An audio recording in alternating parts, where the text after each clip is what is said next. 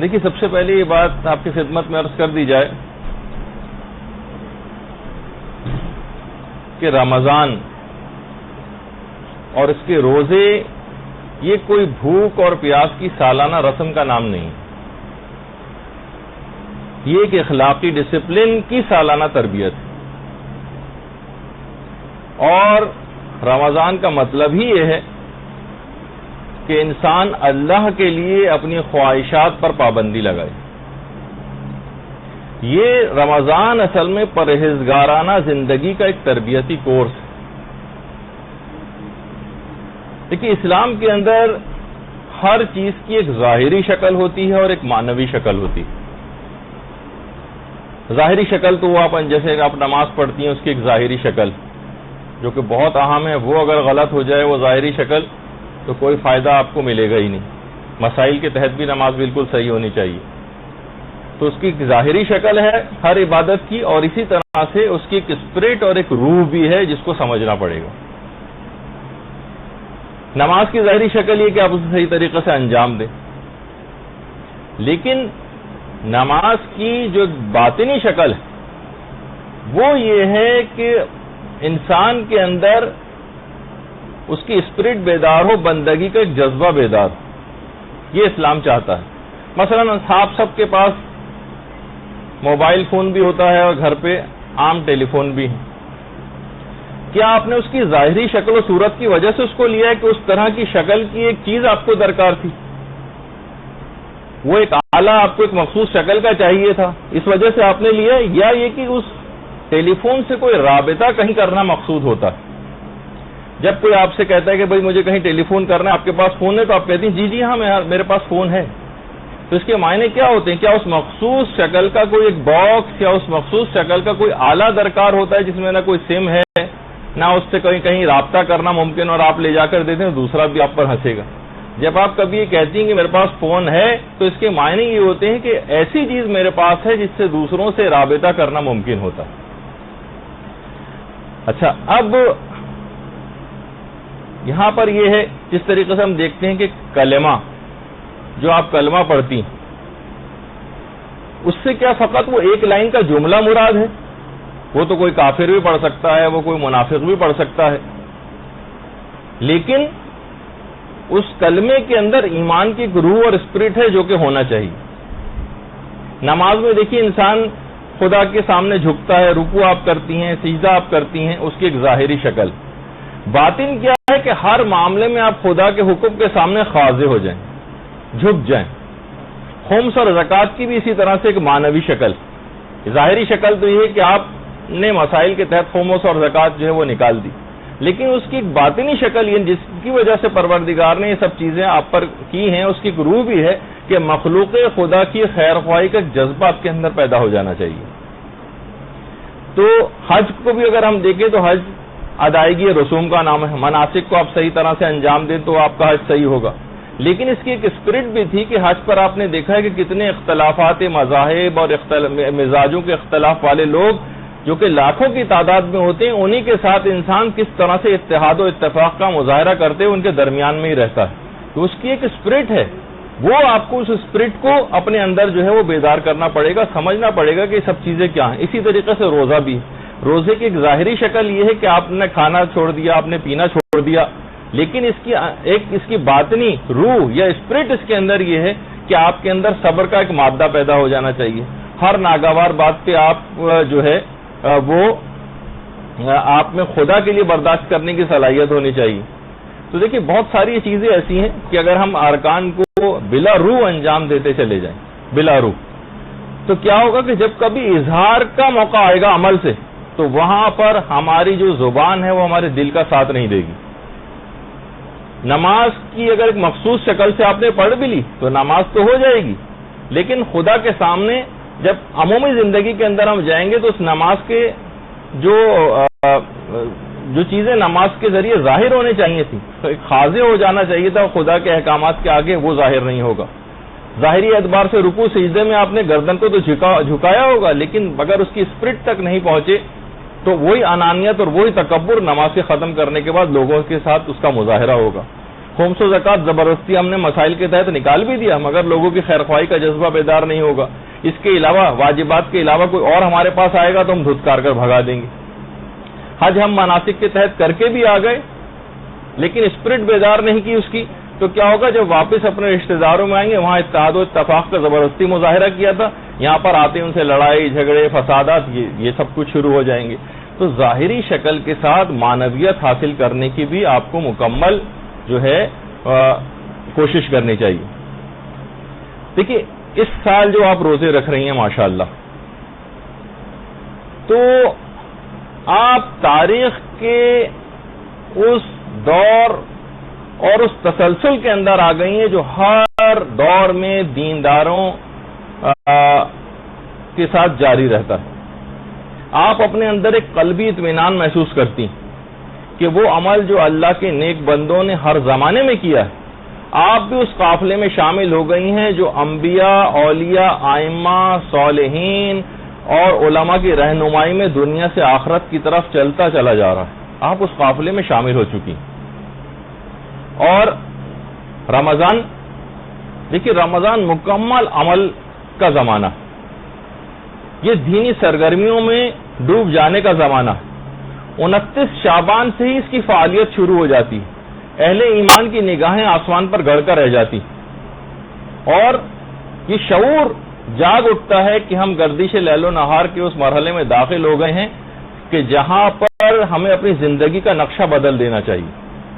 اب یہ فکر ہر وقت آپ پر سوار رہتی کہ صبح کب ٹھیک شروع ہوگی. کتنے مسائل آپ لوگ پوچھتی کب غروب ہوگا.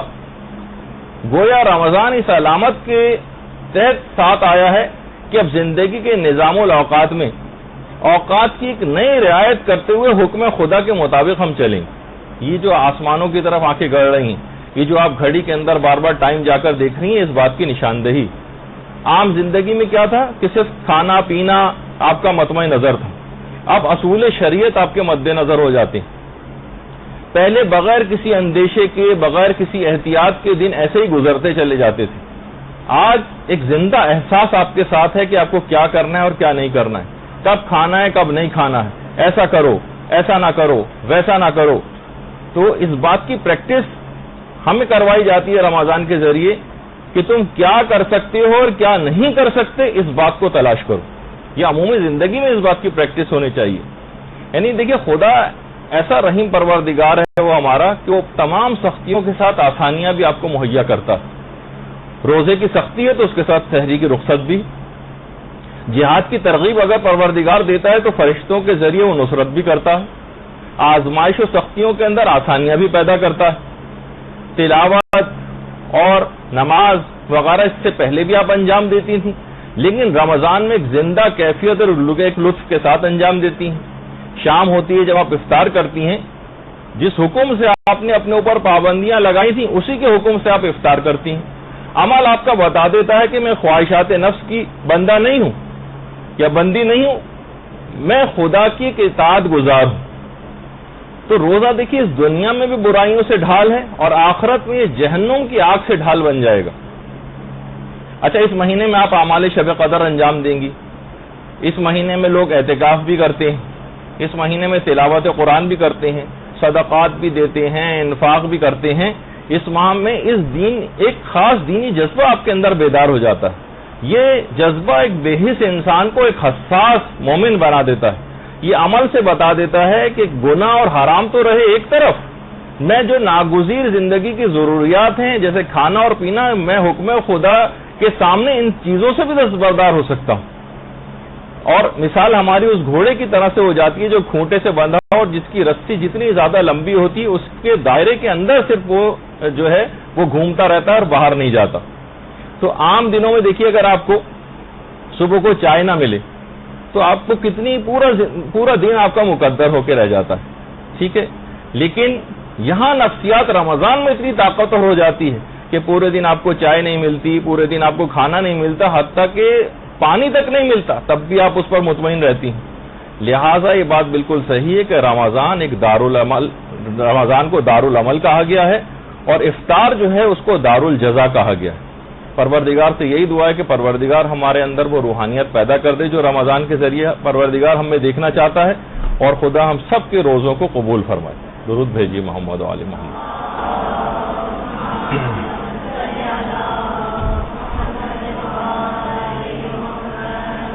اچھا دیکھیے، آج کل ایک چیز بڑی کامن ہے، لوگوں کی زبانوں پر آتی، ہر چیز میں کیا، کیوں، کیسے، ہر چیز میں آج کل نوجوان بھی یہی پوچھتے ہیں، لوگ بھی ہر چیز کی وجوہات پوچھتے ہیں کہ آخر روز ہم پر کیوں واجب کیا گیا، کیوں ہمیں بھوکا پروردگار رکھنا چاہتا ہے۔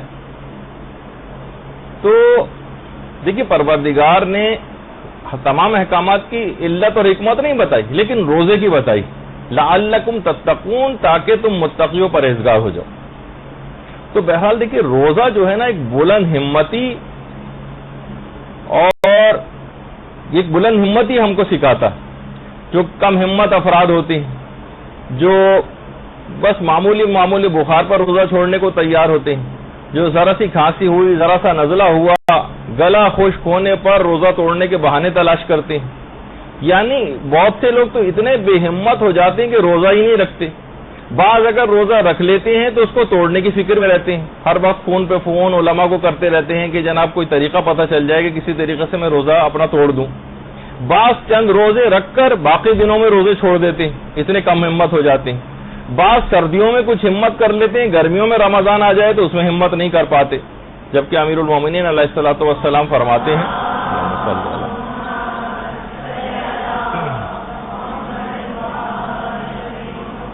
کہ انسان کی جو قدر و قیمت ہے وہ اس کی ہمتوں کے ذریعے کی جا سکتی ہے، یعنی وہ کتنا باہمت ہے۔ تو دیکھیں، روزہ جو ہے نا ایک بلند ہمتی سکھاتا ہے، اور وہ روزہ جو تمام آداب اور اپنے اصرار کے ساتھ، معنویت کے ساتھ، اور بہت سے لوگ تو اس میں بڑے آگے نکل جاتے ہیں، اور ان کی ہمت صرف افطار کی حد تک ان چیزوں سے بچنے میں نہیں رہتی، بلکہ اس سے بھی آگے بڑھ جاتی۔ افطار کا وقت آتا ہے تو روٹیاں فقیر کو دے دیتے ہیں، اور فقط ایک دن تک کی ہمت نہیں رہتی، 3 دن تک کی ہمت جاری رہتی ہے، یہاں تک کہ سورہ حلاقہ کو نازل ہونا پڑتا۔ وَيُطْعِمُونَ اللَّهُمَّ صَلِّ عَلَى مُحَمَّدٍ وَآلِ مُحَمَّدٍ۔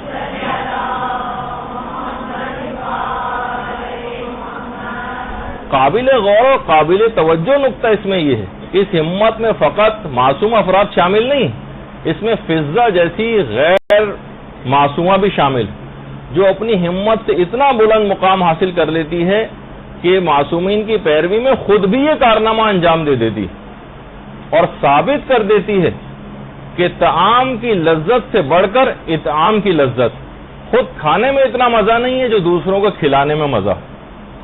اچھا، افطار میں خصوصیت کے ساتھ یہ بات یاد رہے کہ سارے روزے کی معنویت ختم ہو کے رہ جائے گی اگر افطار مال حلال سے نہ کیا جائے۔ تو انسان کو ہمیشہ اپنی غذا کا بار بار خیال رکھنا چاہیے کہ کوئی حرام چیز اس میں شامل نہ ہو۔ باقاعدہ ایک دینی طالب علم نے کسی جگہ پر جا کر افطار کیا، ایسا محسوس ہوا کہ ساری معنویت اس کے اندر ختم ہو کے رہ گئی، معنویت ہی ختم ہو کے رہ گئی۔ اپنے صاحب معرفت استاد کے پاس وہ طالب علم گیا، کہا کہ میں نے جب سے وہاں پر افطار کیا ایسا لگ رہا ہے کہ میں بالکل خالی سا ہو کے رہ گیا ہوں، روحانیت کی جو کیفیت میرے اندر پیدا ہو گئی تھی وہ بالکل ختم ہو کے رہ گئی۔ تو صاحب معرفت استاد تھے، انہوں نے کہا کہ جس دعوت میں تم گئے تھے وہاں پر جو تم نے کباب کھائے تھے اس کی قیمت ایک ایسے تاجر نے اپنے مال سے ادا کی تھی جس نے ایک ضعیفہ کا حق غصب کیا تھا۔ تو اس کا لازمی نتیجہ دیکھیے، ہمارے جتنے بھی اعمال ہیں ان کا میں اس سے پہلے بھی بتا چکا ہوں کہ یہ تمام اعمال ایک برزخی شکل کو اختیار کر لیتے ہیں، یہ ایک خاص ان کی ایک برزخی شکل بن جاتی ہے، یہ پھر اس کے وہ تمام فائدے آپ کو حاصل نہیں ہونے دیتے اگر آپ نے ان چیزوں سے اپنے آپ کو نہیں بچایا۔ باقاعدہ ایک عالم نے اپنے استاد کے حوالے سے بات نقل کی کہ وہ اپنے استاد کے ساتھ مشہد میں امام زادہ یحییٰ کا جو روضہ ہے اس روضے کے قریب ایک گلی سے گزر رہے تھے۔ وہ خود فرماتے ہیں کہ ایک سائیکل سوار جا رہا تھا اور ایک پیدل شخص وہاں پر جا رہا تھا، تو سائیکل سوار سے وہ پیدل شخص جا کر ٹکرا گیا۔ جیسے آپ نے دیکھا ہوگا گاڑی کے سامنے کوئی آ جاتا ہے اور فوراً ہم بھڑک جاتے ہیں اور اس کو برا بھلا کہنا شروع کر دیتے ہیں۔ اس نے اہانت کرتے ہوئے اس پیدل شخص کو گدھا کہا، گدھا، جس طرح سے ایک دم سے کوئی غلطی کرتا ہے اور سامنے آ جاتا ہے تو بہت سے لوگ ایک دم سے اس قسم کے الفاظ کہہ دیتے ہیں.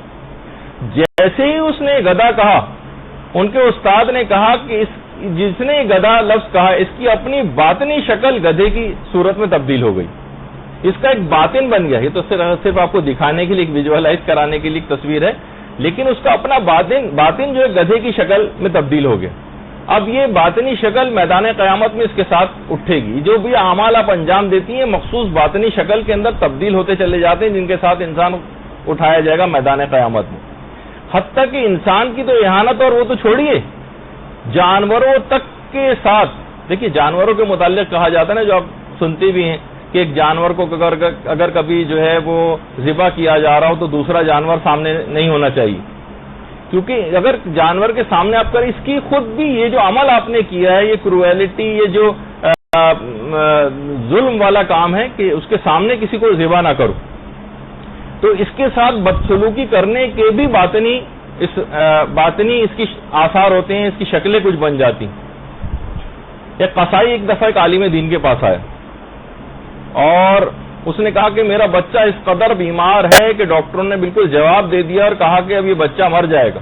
آپ کوئی ایسی مجھے ترکیب بتائیں کہ کوئی ایسی دعا بتائیں کہ جس سے میرے بچے کو صحت یابی مل جائے. اس عالم نے کہا کہ یہ اب ہو نہیں سکتا, کیونکہ تم نے گائے کے ایک بچے کو اس کی ماں کے سامنے ذبح کیا.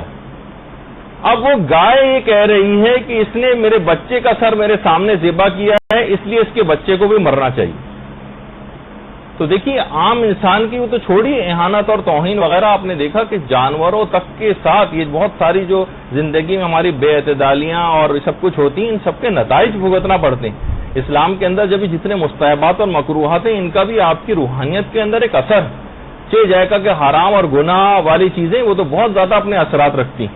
تو بہت سی چیزیں جو کہا جائے کہ ایسا نہ کرو ویسا نہ کرو, بہت ساری چیزیں جو کہی جاتی ہیں نا, تو ان سب کے اثرات ہوتے ہیں. اس وجہ سے اسلام نے منع کیا. جب یہ ہمارے ایک جملہ ہے کہ اسلام کے تمام احکامات ذو مصلحت ہیں اور اس کی تمام ممنوعات ذو مفسدہ.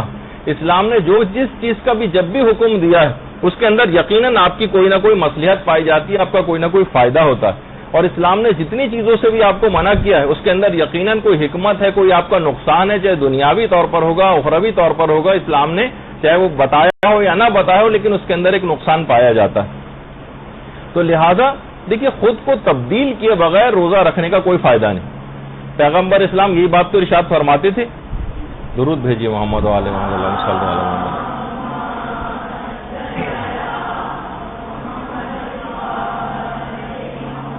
کہ اے لوگوں تم میں سے جو بھی اس ماہ میں اپنے اخلاق کو درست کر لے گا اسے اس روز پل صراط سے گزرنے کی اجازت دی جائے گی جس دن لوگوں کے قدم پل صراط سے ڈگمگا رہے ہوں.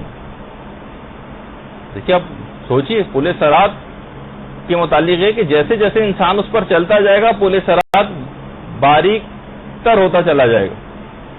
اور جو کہا جاتا ہے نا کہ بال سے زیادہ باریک اور تلوار کی دھار سے زیادہ تیز, اور نیچے جب گرے گا وہ وہاں سے اگر خدا نہ خواستہ تو صرف نار جہنم ہوگی کہ جس کے اندر جائے گا. تو اگر کوئی شخص اس ماہ میں اپنے اخلاق کو درست کر لے تو اس روز جب پل صراط سے گزرنے کی اجازت اس کو دی جائے گی جس دن لوگوں کے قدم ڈگمگا رہے ہوں گے.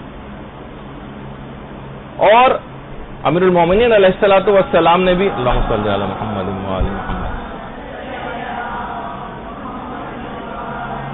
نہج البلاغہ میں جو بات فرمائی ہے کہ خدا نے روزے کو اس وجہ سے واجب کیا ہے تاکہ اس کے ذریعے وہ مخلوقات کے اخلاص کا امتحان لے. اخلاص تو دیکھیے اخلاص ایک ایسی چیز ہے, اور یہ جملہ بھی شہزادی کونین فاطمۃ الزہرا سلام اللہ علیہا کا ہے, اللہم صلی علی محمد و آل محمد,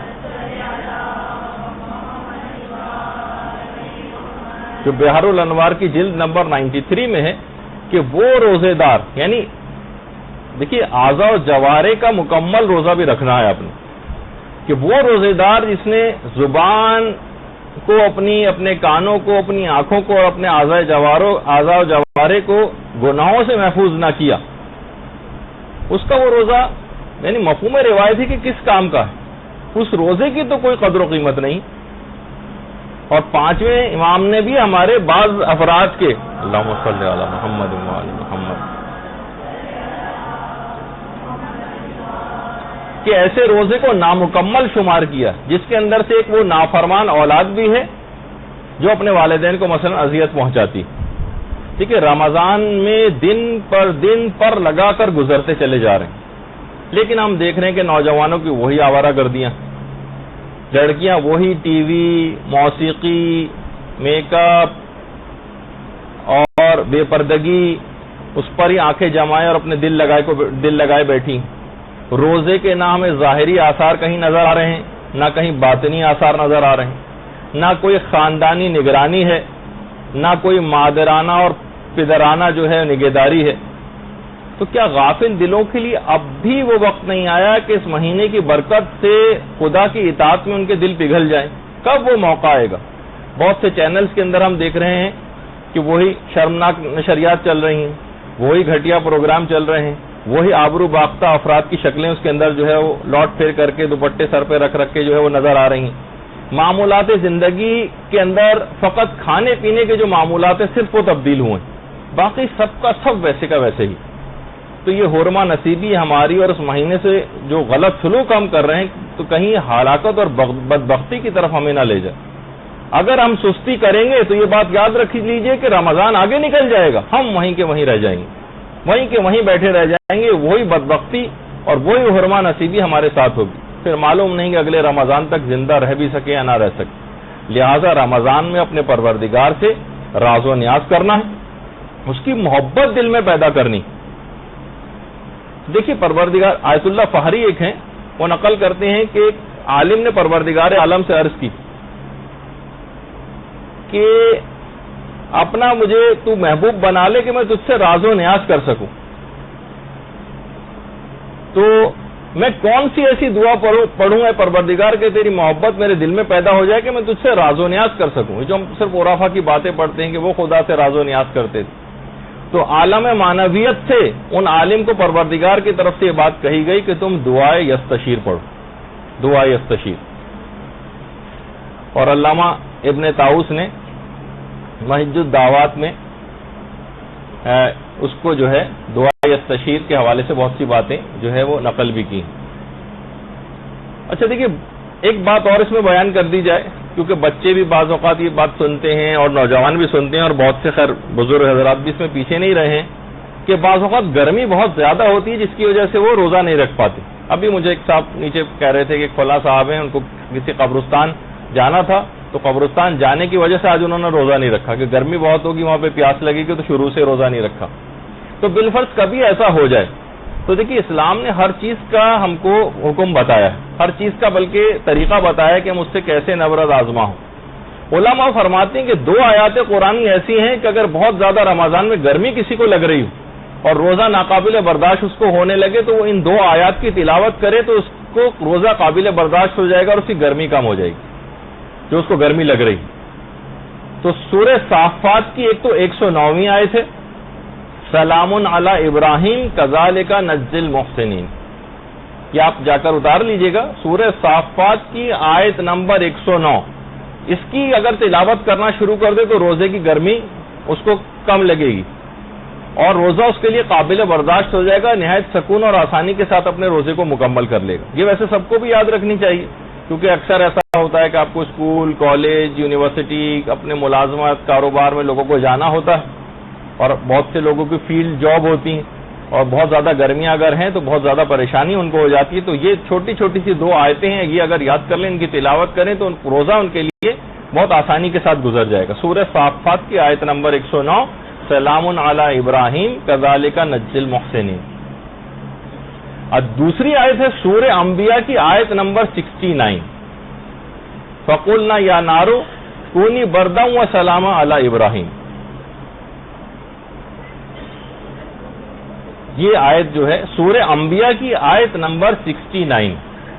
تو یہ چھوٹی چھوٹی سی 2 آیتیں بچوں کو بھی یاد ہو سکتی ہیں, بڑوں کو بھی یاد ہو سکتی ہیں, تاکہ کبھی ایسا موقع پیش آ جائے تو ان کی پیاس بہت زیادہ کم ہو جائے گی اور روزہ ان کے لیے قابل برداشت ہو جائے گا. اور بالفرض اگر پیاس آپ کو لگ بھی رہی تو دیکھیے اسی پیاس کو برداشت اگر آپ کو کرنا ہے تو وہ روایت آپ دماغ میں لے کر آئیں، جو باقاعدہ اس روایت کو علل الشرائع میں شیخ صدوق نے نقل کیا پیغمبر اسلام کے حوالے سے کہ جنت کے ایک دروازے کا نام ریان ہے، اس سے سوائے روزے داروں کے کوئی شخص داخل نہیں ہوگا، جس کو باب الصائمین بھی کہا جاتا ہے۔ کیوں ریان اس کا نام کیوں پڑا ہے؟ اس وجہ سے دیکھیے روزے داروں پر پیاس کی جو سختی ہے وہ بھوک کی سختی سے زیادہ ہے، تو جس وقت وہ جنت میں داخل ہوں گے تو رے یعنی سیرابی، رے کہتے ہیں سیرابی کو، وہ اس سے ملاقات کرے گی اور اس کے بعد اس کو پھر دوبارہ کبھی پیاس نہیں لگے گی۔ رے کہتے ہیں ریان، جب بھی اس کا نام پڑا رے، سیرابی ایک ایسی ملاقات کرے گی کہ پھر اس کے بعد پھر ہمیشہ کبھی اس کو پیاس نہیں لگے گی۔ یہ دنیا میں جو بھوک اور پیاس انسان برداشت کرتا ہے نا، تو اس کا ایک ایسا نتیجہ آخرت میں نکلنے والا ہے، پھر ایسی سیرابی ہوگی کہ پھر کبھی پیاس نہیں لگے گی۔ تو بہرحال یہ دماغ میں یاد رہے کہ اس دروازے سے اگر ہم یہ دماغ میں یہ حدیث یاد آ جائے ہمیں، تو کتنی بھی گرمی کیوں نہ لگ رہی ہو، آپ سوچیں کہ جنت میں مخصوص دروازہ کیا جائے گا جس سے روزے دار داخل ہوں۔ اور وہ جو آپ سنتی ہیں کہ روزے دار کو افطار کے وقت دو خوشیاں ملتی ہیں، ایک تو افطار کی خوشی اور دوسری وہ جب وہ اپنے پروردگار سے ملاقات کرے گا۔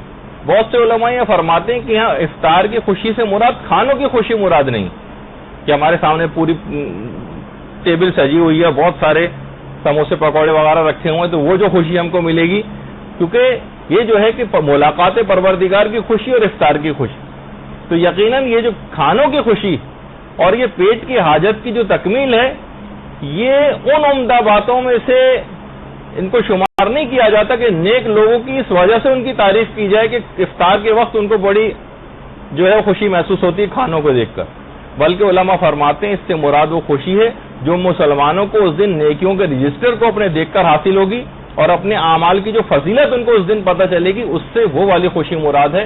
افطار پر یہاں سے اس سے مراد ایک جو اس کی باطنی شکل ہے اور جو اس کے ایک آثار ہیں، صرف یہ نہیں کہ صرف کھانوں کو دیکھ کر جو اس کو خوشی ہو رہی ہے، اس پر نیک لوگوں کی تعریف کی جائے کہ اس کے لیے دو خوشیاں۔ تو بہرحال یہ ایک چیز آپ کے سامنے اس کا ایک مفہوم جو ہے وہ بیان کیا۔ برحمتک یا ارحم الراحمین وصلی اللہ علی محمد